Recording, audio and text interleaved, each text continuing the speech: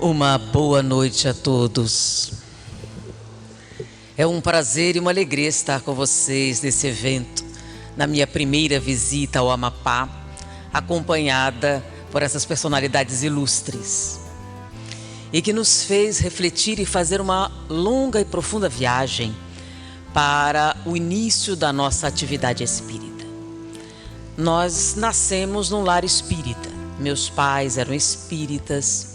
Meu pai cresceu numa instituição espírita também, como expoente da doutrina, ambos oradores espíritas. E eu tive a oportunidade de conviver com uma série de pessoas que nos inspiraram profundamente em tentar superar as limitações. Uma dessas pessoas foi Ivone Pereira. Eu tive a oportunidade de conhecê-la pessoalmente, conviver com ela num culto do lar que ela promovia, com a presença dos meus pais, e ela me fez uma forte impressão. Eu era muito jovem, mas a admiração que eu tive por ela foi muito significativa. Eu conheci outros médiuns, conheci muitos deles em muitas atividades, mas o que mais me encantou em Dona Ivone foi justamente a objetividade. E uma das coisas que ela disse, que me marcou, foi: que adianta estudar tanto se a gente não pode aplicar na própria vida esse conhecimento? E uma das coisas que nos cultos ela costumava passar era o profundo estudo que ela realizava do Espiritismo, e ela tentava compreender o significado das obras que ela psicografou para que ela entendesse por que as coisas se passaram como se passaram e o que ela poderia fazer para que fosse diferente no futuro. E ela dizia que o Espiritismo era a resposta, que o Espiritismo permitia construir a estrutura onde seu pensamento, se tornando mais forte e nítido, poderia enjaular as emoções perturbadoras que nos faziam errar, que nos faziam falir. Isso nos marcou muito, e nas falas dela, normalmente, o foco era a doutrina espírita, era a filosofia espírita, o significado das colocações. Raramente ela fazia incursões de natureza mediúnica. Todas as suas falas eram profundamente doutrinárias e nos impressionava, porque não era comum que os médiuns tivessem tanta estrutura dentro do pensamento racional espírita. Dona Ivone, e no início também ouvindo a voz do nosso Raul Teixeira. E quando nós resolvemos nos dedicar à divulgação da doutrina espírita como uma tarefa pessoal, a contribuição pela gratidão do muito que o Espiritismo nos deu para a nossa sanidade mental, para o nosso equilíbrio, para a nossa sobrevivência. Um dos motivos que levou a minha mãe a participar do culto com Ivone Pereira é que nós, muito jovens, havíamos tentado o suicídio, aos 11 anos de idade. E isso fez com que vários amigos dissessem que era muito importante ancorarmos-nos na terra. E a convivência com Dona Ivone teve um desses motivos. Nós nunca veiculamos essa informação, mas essas lembranças são significativas. No momento em que nós assumimos que nós iríamos agradecer ao muito que o Espiritismo nos deu, iríamos também nos esforçar para representá-lo da melhor maneira possível. E uma das coisas que sempre me impressionou foi a voz de Divaldo Franco, que já era um expoente na época em que nós iniciamos, e a voz de Raul Teixeira, porque a voz, ela é algo além da comunicação. Por incrível que possa parecer, 75% da nossa comunicação é não verbal. Ela vem da postura, do tom de voz. Nós podemos mentir muitas vezes, mas é muito difícil mentir o tom de voz. É muito difícil mentir uma autoridade que não possuímos. Muitas pessoas podem ser enganadas pela estrutura do raciocínio, pela beleza das palavras, ou pela forma como as pessoas constroem o pensamento. Porém, esse timbre de autoridade vem da vivência, vem do esforço real para superar as limitações e alcançar na existência o status de êxito na reencarnação. E nós podemos dizer que Raul Teixeira tem esta autoridade, nós ouvimos a prece e ela realmente nos sensibilizou pela força presente no tom de voz, na palavra de alguém que realmente demonstra na sua existência que não era apenas uma decoração filosófica, dialética, ou mesmo apenas uma figura decorativa do conhecimento, mas sim alguém que pegou o conhecimento e aplicou na própria vida. Diante disso, a nossa gratidão a Raul Teixeira. E estávamos comentando que uma lembrança, um momento especial que nós vivemos foi na desencarnação do meu pai. Ele desencarnou e, apesar de sermos oradores espíritas, uma quantidade significativa de pessoas, dentro daquele aturdimento, entra Raul Teixeira. Assume o comando da situação, nos encanta com a sua voz, nos acalma com a sua presença. E naquele momento difícil, foi uma âncora para estabilizar as emoções encontradas. Nossa gratidão por esse momento importante e pelas lembranças que o nosso amigo nos trouxe da vida de Ivone Pereira. Expoentes espíritas que nos inspiraram a vida. E principalmente de Ivone Pereira, eu trago essa tentativa que ela sempre fez, de pegar o aspecto intelectual, o aspecto estrutural do conhecimento e ancorá-lo na realidade.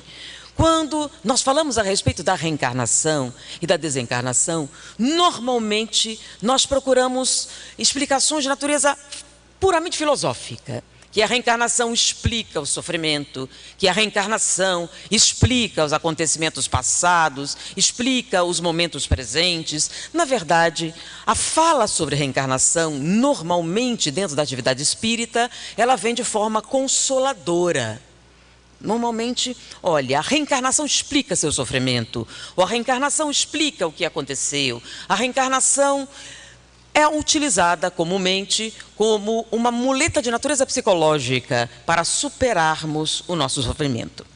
Porém, a reencarnação, o conhecimento da reencarnação, tem uma aplicação prática no nosso dia a dia.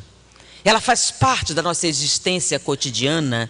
Nós podemos utilizar o conhecimento da reencarnação para mudar o presente e não apenas entender o passado ou pressentir o futuro. Nós podemos, utilizando-nos desse conhecimento, mudar o nosso presente. Podemos utilizar-se dessa capacidade que o Espiritismo nos fornece para mudar hoje o que será o nosso futuro. Diante disso, que é uma inspiração de Dona Ivone Pereira, porque é uma coisa que ela sempre tentou, e em todas as suas falas, o que eu mais me lembro é essa ponte que ela fazia entre a estrutura espírita e uma vivência qualquer. Então as histórias sempre eram encantadoras, porém ela procurava qual a causa, qual a explicação, como fazer, como evitar, como mudar esses acontecimentos. Isso marcou nossa vida e tem inspirado a nossa atividade. Com relação à reencarnação, eu me lembro um determinado momento em que nós estávamos aprendendo como preencher uma guia de internação para um paciente psiquiátrico. Lembrem-se, gente, se as coisas mudaram, foi há muitos e muitos anos atrás. Não direi quantos, que minha mãe me proibiu. Porque quando alguém perguntou a idade, eu disse, eu não me importo. Aí minha mãe virou, mas eu me importo. Se você disser a sua, vão calcular a minha. E eu nunca mais falei. E nesse momento, nós estávamos aprendendo como preencher essa guia. E ele mostrava como era. E era uma guia que era muito importante, porque isso marcaria a vida do paciente. Um paciente psiquiátrico, ele sofre muito preconceito. E ele tem uma carga para o resto da sua existência, uma marca. Porque as pessoas falam que as doenças são iguais, que não há preconceito, isso não é verdade. Nós jamais xingamos alguém da seguinte maneira, né? Seu diabético, seu hipertenso. Mas quando é que a gente quer xingar, a gente usa muito neurótica, psicótica, esquizofrênica. Então, enquanto o diabético é aceito como alguém que está em sofrimento, o esquizofrênico não. Para o diabético, é um sofrimento para a superação de algumas limitações do passado. Para o esquizofrênico, é um traço de caráter negativo. Nós fazemos distinções e, à medida que o conhecimento vai crescendo, a gente nota que não são tão diferentes assim. Os diabéticos, dos esquizofrênicos, aqueles que têm transtornos de natureza estrutural no seu organismo, daqueles que têm transtorno estrutural na sua mente. E naquele momento nós estávamos aprendendo que existiam 3 níveis de complicação nos transtornos mentais. Então o professor dizia que nós, ao preencher a guia, devíamos definir o paciente em 5 graus distintos. E ele dizia grau 1, grau 2, grau 3, e ele dizia da seguinte maneira: à medida que ele foi falando, isso parecia para nós alunos uma divisão de natureza puramente administrativa. Não era um processo científico. Então ele dizia assim: pacientes de grau 1 são aqueles que precisam de internação, porque são um perigo para si mesmo e para a sociedade. Precisam de supervisão constante. Então, esse era o grau 1. Grau 2 são aqueles que precisam de medicação constante. Eventualmente, são internados quando a medicação não supre a sua necessidade e ele faz o que se chamava surto. Aqueles de grau 3 são aqueles que, com a medicação correta, normalmente jamais necessitariam de internação, que a medicação seria suficiente para estabilizar os sintomas. E assim ia o outro grau, seria aquele que a medicação era eventual, não era necessária para a manutenção da sua estabilidade, e sim para o tratamento de processos sintomáticos, um calmante, um sonífero, um ansiolítico. E aqueles outros, no último grau, que seriam aqueles que não necessitavam de medicação, que o tratamento adequado seria ambulatorial, basicamente psicoterapia. E ele dividiu os graus e começou a ensinar aos alunos como separar aquelas pessoas, como reconhecer os sinais para a gente poder, então, preencher corretamente a guia de internação. Num determinado momento, um aluno fez a pergunta: professor, mas essa divisão é puramente administrativa? Tem alguma fundamentação científica nisso? E aí foi o que nos encantou naquele momento, né? É o link entre a informação de natureza científica, a informação de natureza prática, que fundamenta uma tese espírita. E ele diz assim: sim, não, é uma divisão de natureza administrativa para facilitar o nosso trabalho, porém, ela está fundamentada numa teoria de natureza científica, que seria que a gravidade das doenças está associada no início do seu desenvolvimento.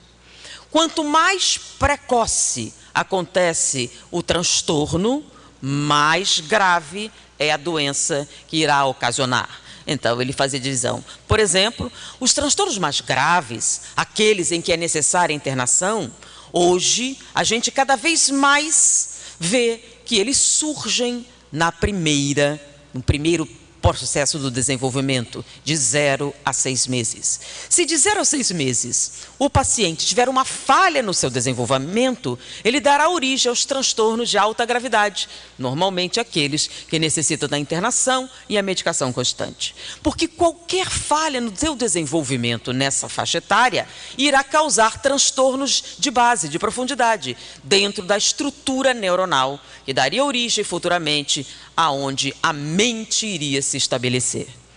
Quando ele passa dessa primeira fase de desenvolvimento, de 0 a 6 meses, de 6 meses até mais ou menos de 3 a 4 anos de idade, o cérebro está numa intensa multiplicação neuronal. Se houver qualquer falha do desenvolvimento neste período, a pessoa terá necessidade da medicação. Porém, a internação será eventual, porque a estrutura física que iria incorporar a mente posteriormente já está estabilizada. Ele terá um transtorno de natureza química de profundidade. Após essa fase, a partir dos 4 anos até mais ou menos os 7 anos, o cérebro, como nós o conhecemos, a sua estrutura física, os neurônios, a sua estrutura química, as sinapses cerebrais, se estabilizam. E agora, qualquer transtorno nessa fase do desenvolvimento causará episódios de transtorno em que a medicação sintomática seria eficaz, mas que a base seria a utilização dessas peças no seu dia a dia, dando origem, então, aos chamados transtornos de baixa profundidade, que, na verdade, o tratamento seria psicoterápico. Quando ele fez essas colocações e especificou por que essas idades especificamente? O que tem de diferente de 0 a 6 meses, de 6 meses a 4 anos, de 4 a 7 e de 7 em diante? E foi aí que ele fez uma colocação que nós achamos muito interessante. E como não existem coincidências, nesse mesmo momento que estávamos participando desse trabalho, nós estávamos estudando André Luiz na nossa instituição, e havia lido aquela passagem em que André Luiz faz uma visita a uma outra região no mundo espiritual, e nesse local ele tem a surpresa de travar conhecimento com crianças no mundo espiritual. Até aquele momento, ele não tinha tido a experiência de ver crianças no mundo espiritual. E é muito comum a gente desencarna. Quantas vezes nós tivemos? Todos somos adultos. Não há crianças espirituais, ou há? E no momento em que ele vê aquelas crianças indo para a escola, ele questiona, mas crianças aqui? De onde elas vêm? Como acontece isso? Porque nós não somos lá entidades biológicas sujeitas aos mesmos ciclos que acontecem aqui na Terra. O que seriam as crianças no mundo espiritual e como elas se comportam? E ele já havia feito anteriormente uma referência ao processo de reencarnação. E ele repete novamente nessa passagem, falando sobre algumas datas específicas. Uma delas, 4 anos de idade. Outra, 7 anos de idade. Que era a mesma que o professor estava escrevendo como um ciclo importantíssimo no desenvolvimento das estruturas neuronais. O que acontece, então, de 0 a 6 meses? Quando a criança nasce, nem todas as áreas cerebrais aptas ao desenvolvimento da mente estão estruturadas. Elas vão se desenvolvendo, os neurônios vão se multiplicando. Então, a criança, tecnicamente, ela não teria condições de reconhecer pessoas, porque ela não teria área do cérebro específica para suportar essa estrutura. Então, como ela poderia se lembrar de determinadas pessoas, se o hipocampo, a área que recepciona esta memória, ainda não estava totalmente formada? E ela se forma a partir da base, e a primeira parte dessa memória de relacionamento que se estrutura é o reconhecimento facial. Então a criança começa a desenvolver as áreas responsáveis por essa capacidade de 0 a 6 meses. E no momento em que ela estabiliza essas estruturas, ela tem a capacidade de fazer um salto mental. Então estamos comparando o processo psicológico com o processo neurológico, ok? Nesse momento, a criança faz um salto e ela reconhece o eu. Porque antes disso, a criança era uma extensão da mãe. Não havia uma separação entre ela e o resto. Ela era uma coisa só. No momento em que a área específica que comporta essa memória, a estrutura do neurônio está formada, a criança tem a capacidade de fazer um salto evolucionário mental. Ela estabiliza o chamado eu e separa o eu do resto. Eu existo, separado dos outros. E esse momento é muito interessante porque os pais podem perceber o momento em que a criança toma conhecimento que ela é uma unidade, que ela é um indivíduo, que é o momento em que a criança reconhece a si mesma e começa a brincar com a mão, brincar com o pé. E ela reconhece que ela move a mão, até aquele momento ela não sabia. E ela passa a fazer de propósito determinados movimentos que ela reconhece. Ela faz o link entre eu estou fazendo isso. E é muito interessante você ver o bebê quando descobre o próprio pezinho, ou a própria mãozinha, e fica horas brincando com parte do próprio corpo. E ri sozinho ao fazer movimentos repetidos. É nesse momento que a psicologia define como a consciência do eu. Mas essa consciência do eu só pode existir no momento em que a área neurológica específica pode comportar essa descoberta. E nesse momento está estabilizado o arcabouço do desenvolvimento mental e psicológico. Se houver falhas nesse desenvolvimento, irão se estabelecer os chamados transtornos de profundidade. A esquizofrenia paranoide, oligofrenia, hebefrenia, aqueles em que há uma desagregação estrutural da mente. Você não tem o que a gente chama de sequência normal do desenvolvimento. Passada essa fase em que você estabilizou o eu, o próximo passo do desenvolvimento é estabelecer o outro. A partir dos 6 meses, essa base hipocampal já está desenvolvida e ele vai agregar atividade cerebral nessa estrutura dos chamados gânglios basais e em torno do hipocampo. É nesse momento em que a criança começa a estabelecer o outro. Então, ela já sabe que os outros existem, mas os outros são um único bloco. Mas aí ela começa a ver que existem aqueles que se repetem. Então, existem aqueles que estão sempre lá, aqueles que aparecem de vez em quando, e finalmente ela conhece os estranhos. E o pai e a mãe também podem perceber esse momento em que ela estabelece essa divisão em diversas unidades.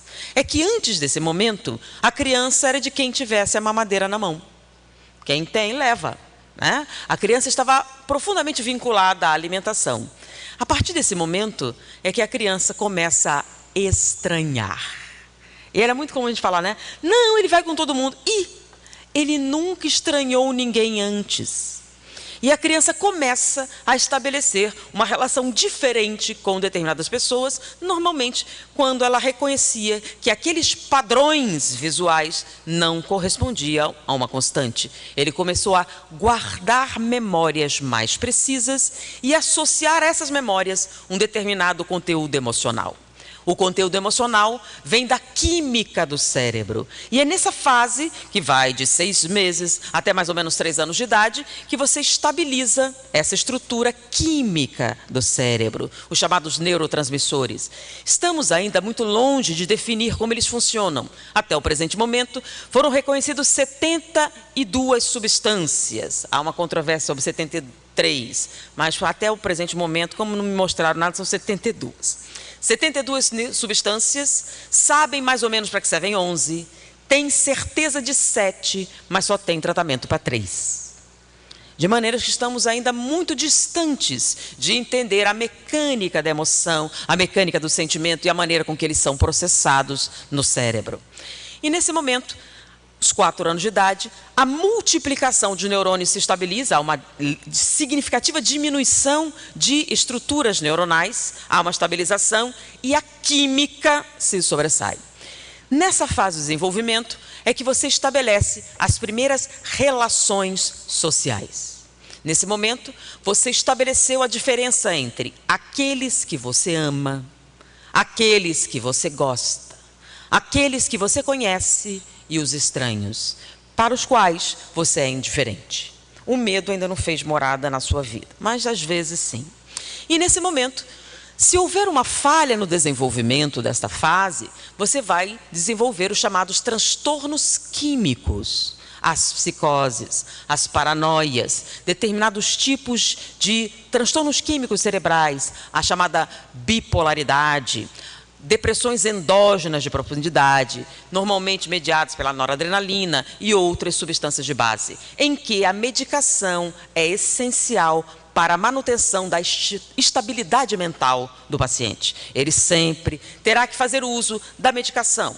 E, normalmente, quando ela falha, ele tem o que nós chamamos episódios de surto, em que, eventualmente, uma internação faz parte da sua vivência.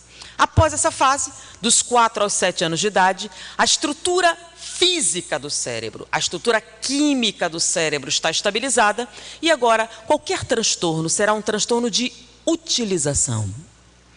Então, você pode, através de processos traumáticos, através mesmo de processos reencarnatórios, trazer à tona traumas e angústias de natureza psicológica. Essas angústias de natureza psicológica podem induzir a desequilíbrios químicos. São chamadas depressões exógenas, processos psicóticos mediados por fatores traumáticos, estresse e uma série de processos de natureza ecológica, podemos assim dizer, que é o meio ambiente interferindo nas estruturas dos padrões mentais, causando transtornos comportamentais. Nesse caso, a medicação não tem uma indicação direta, ela é apenas sintomática. Você vai utilizar para deter determinados sintomas, porém ela não é essencial para a manutenção da estabilidade mental. Nesse caso, o tratamento indicado seria a psicoterapia.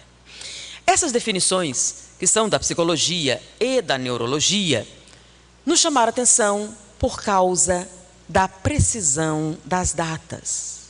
0 a 6 meses, 6 a 4, 4 a 7, de 7 a 14 anos.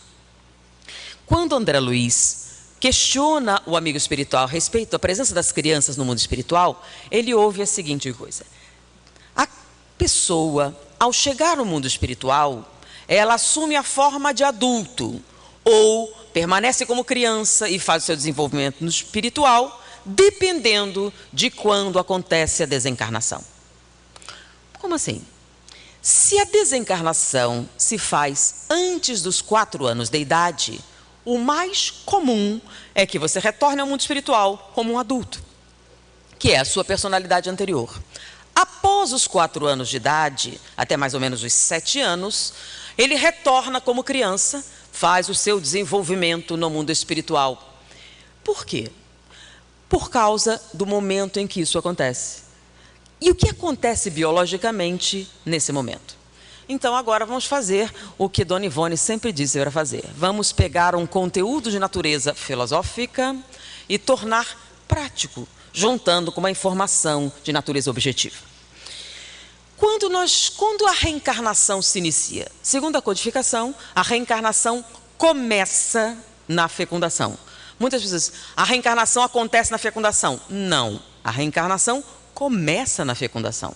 Porque ela não pode acontecer na fecundação, porque na fecundação você tem a junção de um espermatozoide e um óvulo, e você tem uma única célula. E quantas células estão no perispírito? Peraí, perispírito tem célula? A reencarnação não é quando o espírito se liga ao corpo, molécula a molécula? Então, se tem molécula, tem célula. Porque, afinal, as células são feitas de moléculas. Então, você tem uma única célula. Esse perispírito está ligado ao corpo por uma única célula. E as outras trilhões de células estão aonde? No mundo espiritual. Então, ele está ligado ao corpo por uma célula. E o resto está no mundo espiritual. Então, ele está mais para lá do que para cá. O que é meio óbvio. À medida que essas células vão se dividindo, o espírito vai se ligando a essas células. Então, no início do processo gestacional, você seria um plasma gosmento. Quando você sai do corpo, você parece plasma gosmento? Normalmente não. Inclusive os médiums que vivenciam essas experiências, normalmente dizem diferente. E a minha experiência pessoal fala da seguinte maneira. Divaldo Franco, que tem uma ligação grande com a nossa família, sempre sabia quando minha mãe estava grávida. Antes mesmo dela ter noção disso. E sempre dizia, olha, você está grávida. Ainda não sei, está grávida? E como é que ele sabia? Ele contava. Porque ele veio me contar. E eu me lembro especificamente dele contando a reencarnação do meu irmão, o terceiro mais novo, que ele disse o seguinte, ele estava numa palestra como essa, e ele viu um espírito seu familiar, conhecido. E ele estava ali, e ele, Divaldo, durante a palestra, perguntou, e aí, o que você está fazendo aqui? Estou reencarnando. Aqui, minha mãe. E ele foi na plateia onde ela estava e apontou a minha mãe. Então, ele o via sempre como um adulto fora do corpo. E isso acontecia até mais ou menos entre 3 e 4 anos de idade. Então, em todas essas reencarnações, ele via a pessoa como adulto. Então, ele não via um bebê ou um protoplasma esquisito em volta da pessoa. Ele via um adulto. E, normalmente, era um adulto consciente. Essas e outros médiuns que a gente conheceu, que também tinham essa experiência, era muito comum. Estou vendo fulana, é uma moça, está reencarnando. Cicrana, é um homem, está reencarnando. Espera aí, é um bebê ou é um homem? Não, é um homem que será um futuro bebê. Mas por que quando ele sai do corpo, ele aparece como um adulto? Porque o cérebro do protoplasma não está desenvolvido. De maneira que esse perispírito não está ligado ao corpo pelo cérebro. Então, quando ele sai do corpo, qual é o cérebro que ele usa? O cérebro espiritual, com as memórias espirituais, com a capacidade intelectual espiritual, ou seja, ele mantém as memórias e o conhecimento de um adulto.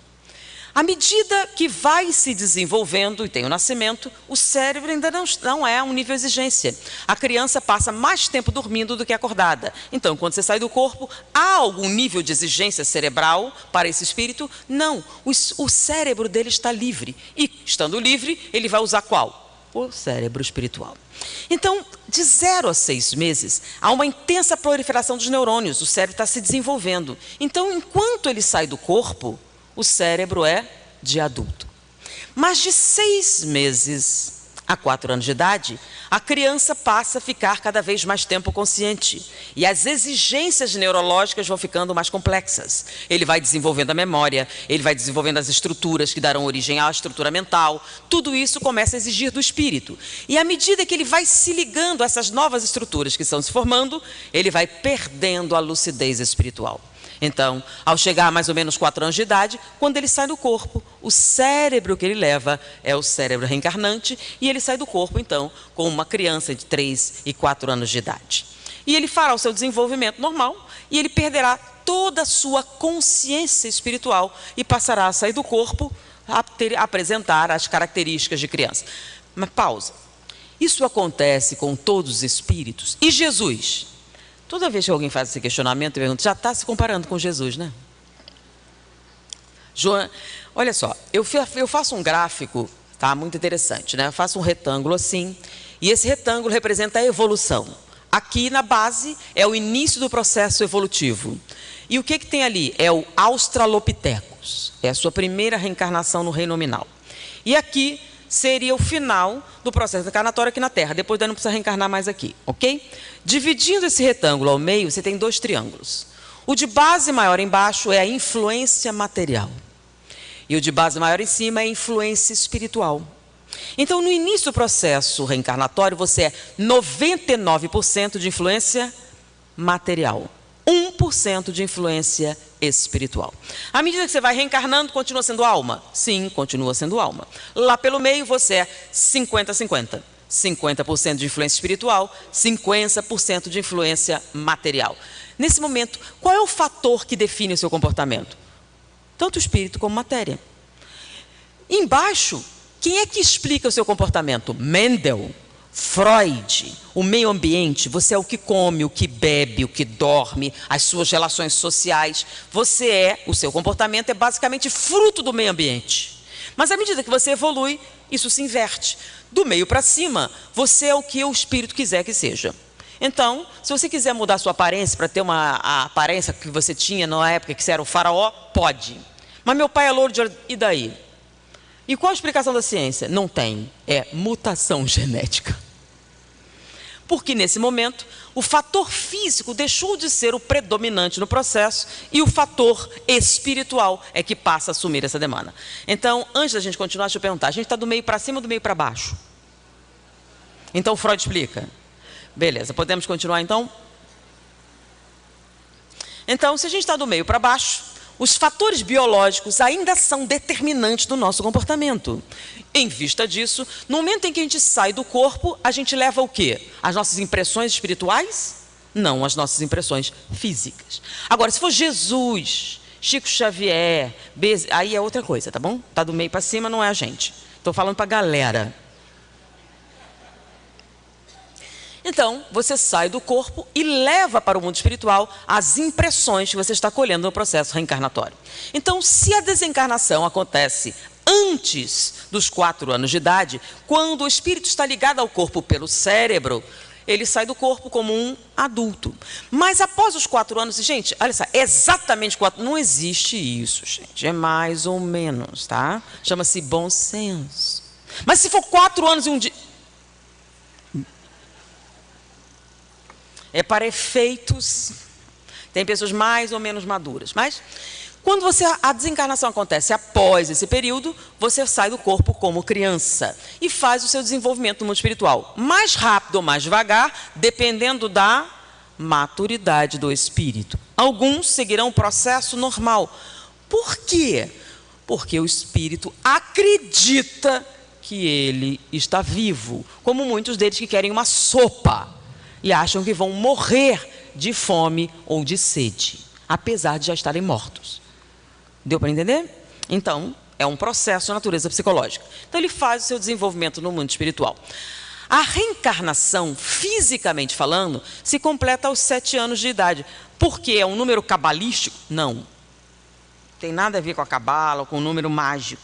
Tem a ver porque aos 7 anos todos os nossos sistemas orgânicos já estão completos. E o espírito está ligado ao corpo, molécula a molécula. Só isso. Não tem nada cabalístico. É o que acontece. Ah, mas é 7... Não, pode ser 7 anos um dia, um pouquinho mais, um pouquinho menos. Depende da maturidade do espírito, ok?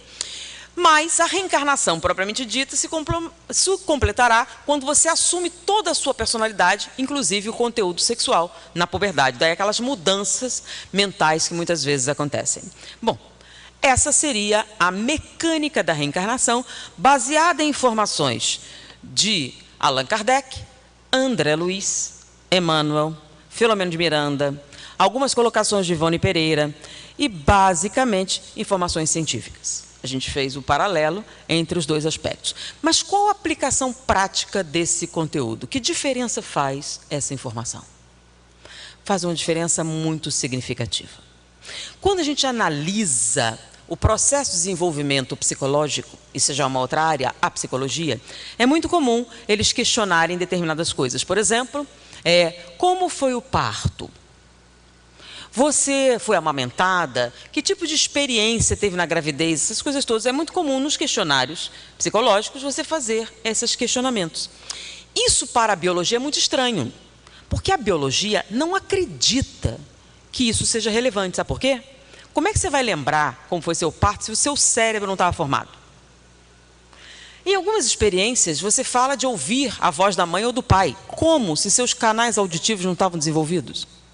Como se a área do cérebro que guarda essa informação não tem? Então, para a biologia, você não tem memória nenhuma da vida intrauterina. É impossível. Mesmo pós-uterina, até uma determinada fase, não tem como você guardar a memória, que o lugar onde guarda não está pronto. Então, se você não tem o arquivo, vai soltar essa memória onde? Então, a biologia, por motivos bastante significativos, não acredita em memória intrauterina ou memória da primeira infância. Já a psicologia não só acredita, como ela demonstrou a existência dessas memórias, praticamente. Bom, a biologia diz que a memória não existe. A psicologia prova que ela existe, por quê? Pelo número significativo de pacientes que têm essas memórias. Bom, se ele tem a memória, guardou aonde? A biologia acha que em lugar nenhum, a psicologia diz que ela existe, então tem que estar em algum lugar. Quem é que ganha nessa história? Nós, os espíritas. Porque se você não tem célula para guardar, mas ela existe, então deve estar no espírito. O que é um caminho interessante para a gente trabalhar. Por que essa situação é importante? Porque essa é o momento que muitas pessoas não consideram corretamente. É muito comum a gente tomar muito cuidado com o que diz para crianças mais velhas. Então, por exemplo, você não costuma desabafar com seu filho de 5 anos. E o motivo é não traumatizar a criança, né? Você toma cuidado. Mas, na verdade, não é essa. É porque ele vai contar para os outros. Então, se você fizer, ele conta. Então, você tem uma testemunha. Então, como tem uma testemunha, você se cuida, né? Que tudo que você disser pode ser usado contra você. Porém, os bebês não depõem contra você. Então, é muito comum nós dizermos determinadas coisas para os bebês, para os recém-nascidos, que jamais diríamos para uma criança mais velha. Como aquele momento de frustração em que você diz: queria que você não tivesse nascido. Você é um estorvo para a minha vida. Você é um problema. Ou quando você desabafa para aquele bebê, processos pessoais. E qual o problema? O problema é que se você disser para uma criança de 5 anos: eu detesto você, você é um estorvo na minha vida. O que ela vai lembrar? Mamãe, que é um estorvo? Possivelmente, ela não terá a compreensão do significado psicológico dessa fala. Na verdade, ela não vai compreender 90% do que você disse. O máximo que ela vai aprender da situação é: mamãe está nervosa hoje. Mas quando você dá essa mesma fala a um bebê de 3 meses, por exemplo, e você diz, o espírito, quando sai do corpo, tem total consciência e compreensão do significado das suas palavras. E quando você diz a um adulto, você é um estorvo para mim, eu te odeio, a resposta automática está à altura dos sentimentos. Só que tem um pequeno problema. Esse espírito reencarnante está realizando um trabalho altamente complexo. Ele está moldando a futura estrutura do seu cérebro, onde o seu conteúdo mental, onde as suas estruturas psicológicas irão se basear fisicamente para dar os saltos de natureza psicológica que darão origem às mudanças espirituais.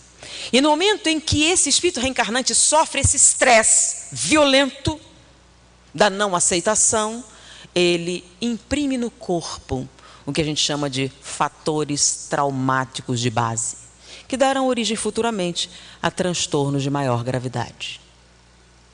Então, quanto menos cuidado você tem com o que você diz ao espírito reencarnante, mais perigoso e mais traumático serão as sequelas futuras.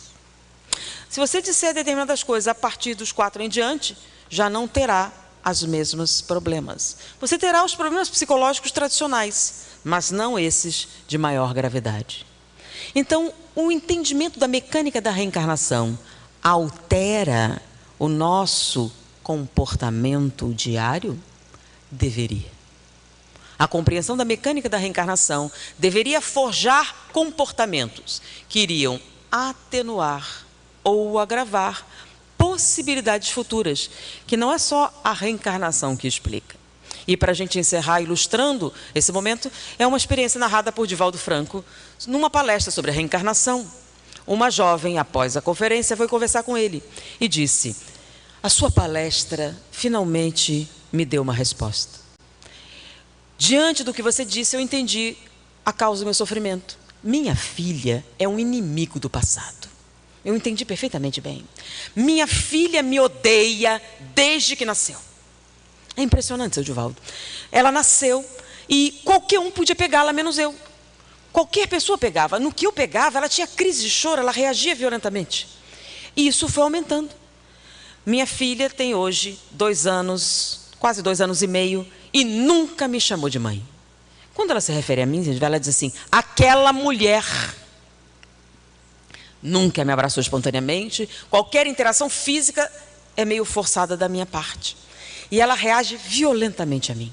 Ela é uma criança dócil com todo mundo, menos comigo. Eu entendi, seu Divaldo, então, diante da sua conferência, que ela é um inimigo espiritual. Mas a pergunta, seu Divaldo, se ela é minha inimiga, eu não sou inimiga dela. Eu amo a minha filha, eu sou apaixonada por ela, eu esperei ela muito. Tem alguma coisa que eu possa fazer para mudar essa situação? Divaldo ficou sensibilizado. E é uma fala tão objetiva, né? Que ele resolveu questionar os mentores espirituais. Então, marcou um próximo encontro, outra conferência, e questionou a sua mentora espiritual a respeito daquele evento. E a mentora foi, sim, muito taxativa. Não é um inimigo do passado. As causas desse problema não estão numa reencarnação anterior. É do presente. É um problema do presente. Aí, quando encontrou novamente, estava ela e o marido, disse: olha, eu consultei os mentores espirituais, eles disseram que não é um inimigo do passado. Na verdade, é um problema desta vida. Algo aconteceu. Mas, seu Divaldo, ela só tem 2 anos e meio. Mas algo aconteceu. E é deste momento que surgiu essa situação. Mas o que pode ter acontecido? No momento do parto, algo aconteceu.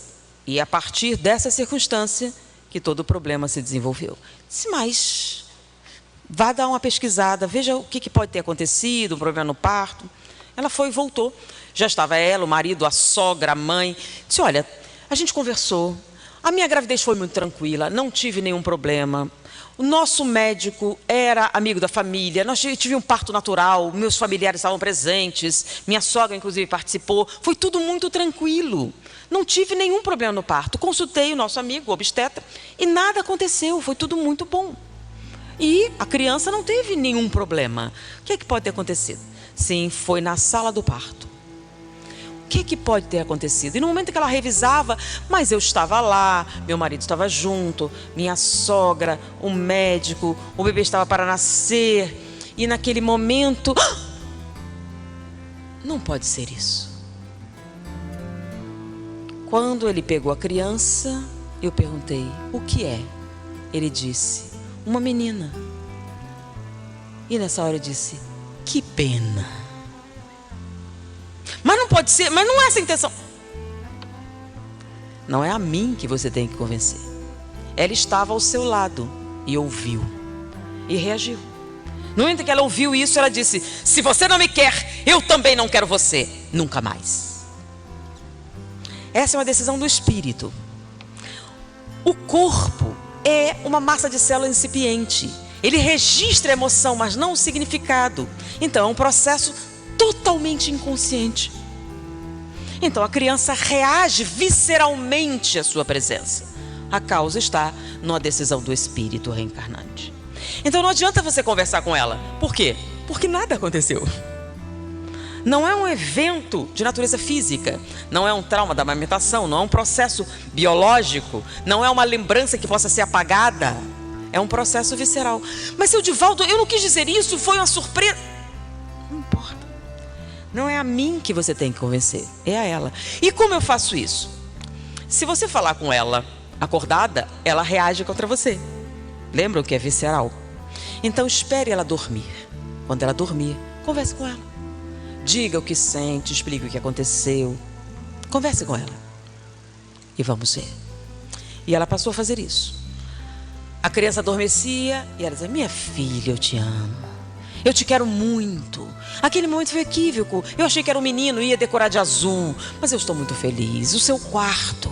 Eu levei muito tempo decorando o seu quarto. Eu te amo muito, eu te quero muito. E toda noite, quando a criança dormia, ela se referia a ela e conversava.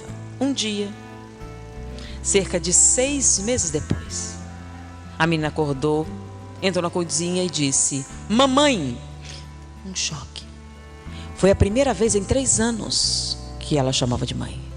Sonhei com você. E você dizia que me amava. É verdade? Eu disse sim. E abracei minha filha a primeira vez. Ou seja, o conhecimento técnico e mecânico da reencarnação tem uma aplicabilidade prática na nossa vida? O espiritismo, compreendido em suas diversas nuances, pode alterar os caminhos da nossa vida? Sim, porque o espiritismo vem nos trazer a capacidade de ver além das aparências, apesar das aparências, para encontrar a realidade intrínseca das coisas. Foi um prazer estar com vocês. Muita paz.